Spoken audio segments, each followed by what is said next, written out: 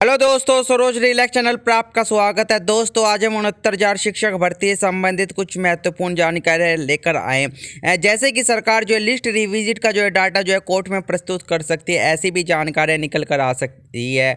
और कोर्ट में जो है सरकार के द्वारा जो है 4800 सीटों पर जो है एफिडेविट दाखिल किया जा सकता है। और वहीं पर जो है इन 4800 सीटों में जो लगभग ओबीसी को जो है 4300 प्लस के आसपास सीटें मिल रही है और एससी को जो है 500 प्लस के आसपास जो सीटें मिल सकती है। और जनरल वर्ग को कितनी सीट मिलेगी, अभी इसका कोई भी जो है ऑथेंटिक आंकड़ा जो है नहीं बताया जा रहा है, क्योंकि जो कि अगर लिस्ट रिविजिट होती है एटीआरई हारने पर और जितने भी 90 से 96 के नंबर पाकर जो है ओबीसी एससी के अभ्यर्थी जो है अपनी कैटेगरी में वापस आ जाएंगे, तो लगभग यहाँ से जो है 4800 सीटें जो है अब और जो 27 और 21% का जो कोटा दिखाना है वो इन सीटों पर ही जो है लगाकर दिखाया जाएगा सरकार के द्वारा।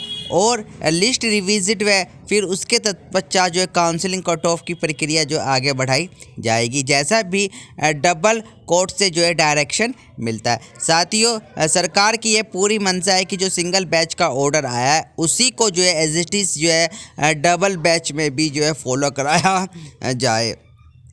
तो ऐसी ही जानकारी निकल कर आ रही है कि सरकार जो है लिस्ट रिविजन का जो डाटा जो है कोर्ट में प्रस्तुत कर देगी, जो कि सिंगल बैच के कोर्ट के आधार के अधीन रहेगा। तो साथियों, अब देखना यह है कि जो सरकार के द्वारा कोर्ट में एफिडेविट दिए जाएंगे लिस्ट रिविजिट को लेकर, क्योंकि पिछली जो सुनवाई थी जस्टिस राजन राय की बेंच में भी जो है सरकार के द्वारा जो है लिस्ट रिविजिट से संबंधित जो है डाटा कोर्ट में मंगाया गया था।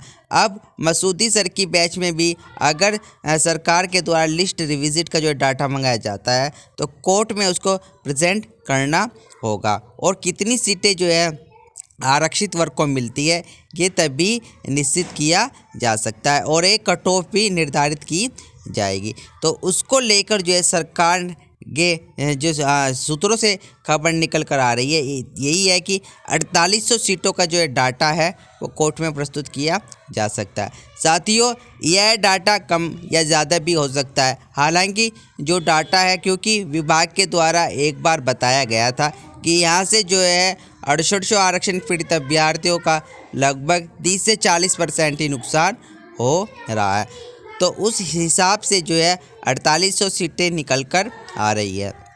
तो साथियों, ओबीसी की जो है 4300 सीटों के सापेक्ष जो है कट ऑफ जो है 65.76-77 के आसपास रह सकती है, और वहीं एससी की जो है 500 सीटों के सापेक्ष जो कट ऑफ है वो 59.76 के आसपास रह सकती है। तो साथियों, ये जो डाटा बताया जा रहा है ये कितना ऑथेंटिक रह सकता है ये तो आने वाली जो सुनवाई है उस पर ही पता चल पाएगा। और कल से जो है लखनऊ की बैच में जो है एक महत्वपूर्ण सुनवाई देखने को मिल सकती है, क्योंकि अब जस्टिस मसूदी और ब्रजराज सिंह की बैच फिर से नॉमिनेट हो गई है।